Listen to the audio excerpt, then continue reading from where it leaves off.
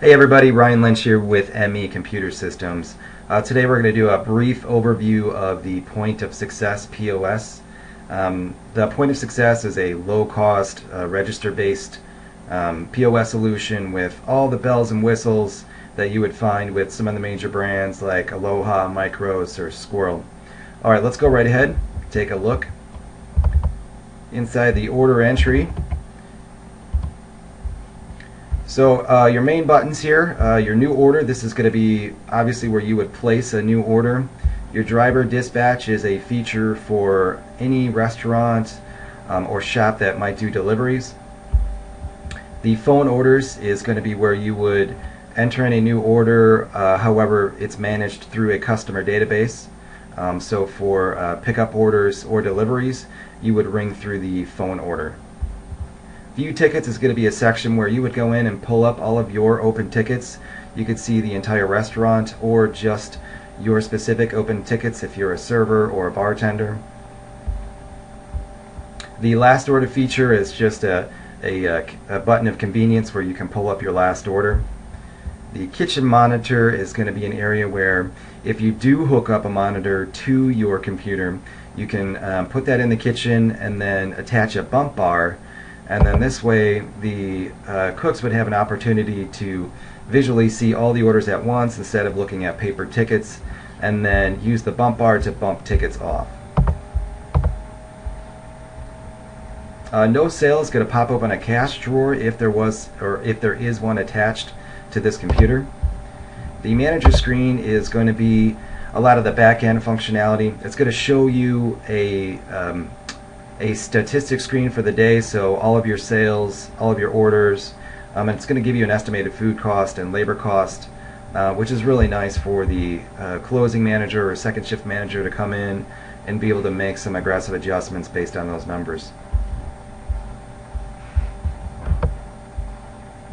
The logout button is going to do exactly what it says. It's going to log out the current user. Time clock is an area where the employees could come in and clock in or out for the day.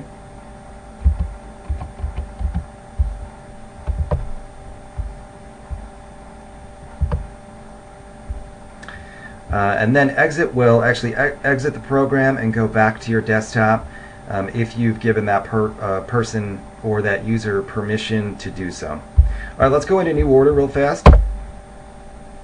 Okay, so in the center you're going to see the food menu.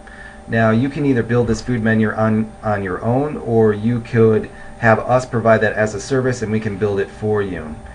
It is important that this is done correctly. The more efficient your food menu is set up, the easier it is for your servers to come in and ring in food quickly, and also the easier training will be. So let's go ahead and just ring in a quick order. And so I'll come down, I'll ring in some wings, and to go back to the food menu we just click up at the top, and then let's ring in a sandwich. We're going to add tomato, and then we're going to say no lettuce just by clicking on the lettuce button. And how about a salad?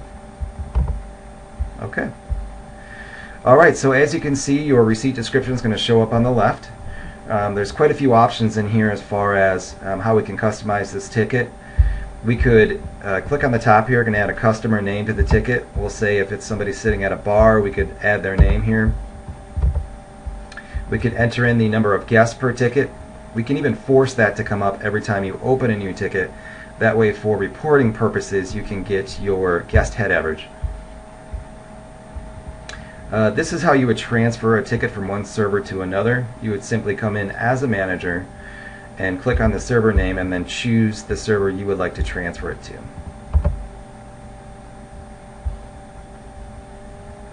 Alright, to add a table number, you're going to click on the table option here and then enter in the table number.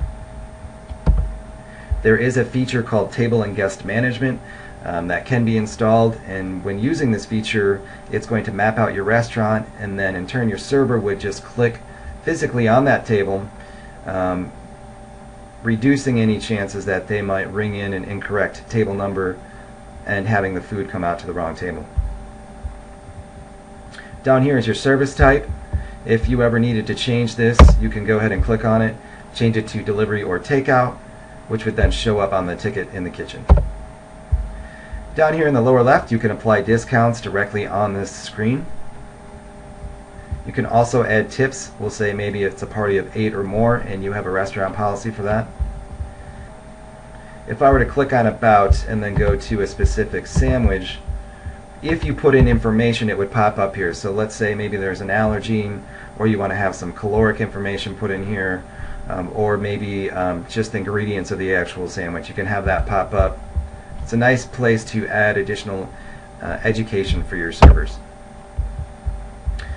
Quantity is what it sounds like. If you want to ring in multiple of one item, you would click on quantity and then ring in that item. Discard will go ahead and close this ticket. At this point, servers will have access to do this because none of the food has been rung into the kitchen. If it has been rung to the kitchen, then the server does not have access to remove or void this order. They will have to go get a manager. The lookup feature is mainly used for a retail environment, and if you have a lookup code per that product, you can type that in and it's going to bring it right up for you. The pay button, if you click on that, that's going to give you an opportunity to pay out this ticket all in the same screen. So if you're in an environment where people come up to the counter, they ring in the order, and then you cash them out directly, this is a great way to save time and make that transaction that much faster. And the portion button is going to be exactly what it sounds like. If you want to go ahead and make this feature added to certain products, you could do a light, single, double, or triple portion of that product. Alright, when you're finished with the order, you're going to go ahead and click on Done. After you've clicked on Done, you can come in and go to View Tickets, and you're going to see that your ticket is in here. Under View Tickets, this is where you come in and maybe add more to the ticket: after dinner drinks, desserts, any additional food. Or if you want to come back in and print the ticket, you would come in and print and then hit Receipt, and then you would be able to drop it off to your table. Some of the other really cool features in here are the void refund. If you need to void an order or refund a payment or even reopen a closed check, this is where you would come in and do it. Split, obviously a huge feature. Almost every restaurant needs this. So if you want to split a check, we could come in here. We could split a check up into 9 ways originally. If they had more than 9 people, then you would come back in and just do the same process. So you can split checks for an infinite amount of guests. Combine is exactly what it sounds like. If you have 2 checks, you want to combine them, you're just going to come in here, highlight both orders, and click Done, and it's going to go ahead and do that for you. Print, we talked about this. If you want to reprint a prep ticket or receipt, you could go ahead and do that here. And then the pay screen is where you're going to come in and cash your check out or pay that ticket.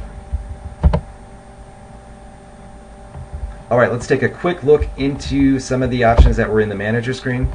Tills and banks is where either a server or your manager would come in and open a till and bank for either a server, bartender, or maybe a delivery driver. But this is how tickets are tracked, or how payments are tracked in the system. So it does hold accountability for whoever is attached to those orders. I'm giving you a nice detailed report at the end of the night, which can then be turned into a manager, which in turn will be used at the close day. Switch till and bank, just like how it sounds. If you have an open till and you want to give it to maybe another bartender that's coming in and another one's leaving, then you could go ahead and do that. Workstation setup is going to be a lot of the technical back end where you set up the printers, if it's a kitchen monitor, or maybe you have a poll display on this register. Employee clock-in list is going to display a list of all of your employees that are currently clocked in. The close day is going to be the final task of your manager or shift supervisor. They're going to come in, click on close day. It's going to print up a final report with your total numbers for the day, which they would then use in their job. Alright, so that's it for today's demo. If you have any questions, please feel free to reach out. Ryan at mecsnet.com, or you can call me at 630-897-6222. Again, Ryan Lynch at ME Computer Systems. I appreciate your time looking at Point of Success today. Hope to hear from you soon.